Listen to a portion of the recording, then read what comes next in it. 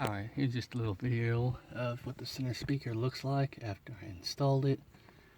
Now I got those bolts that you see there. There's another one back behind there at Harbor Freight.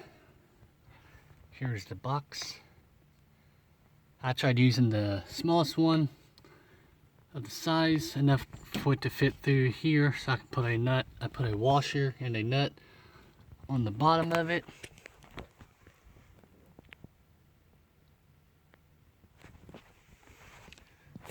And so far seems to hold it into place good enough. I went to the dealership to see if they have the correct one like you see here. That's just held on by a plastic little piece there. And they did not have any in stock. So I'm just thinking, well, I'll just go get some bolts with washers and a nut and made it work.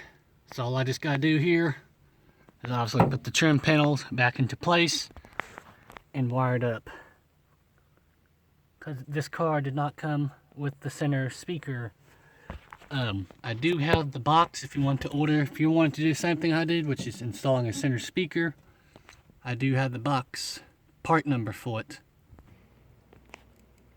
Here is the part number for that center speaker.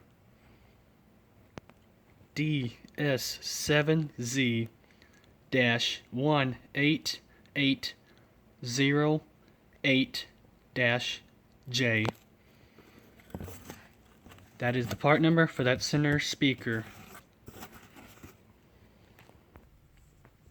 I also do have videos on how to take this trim panels off. You can check my other video on how to remove those. Thanks for watching.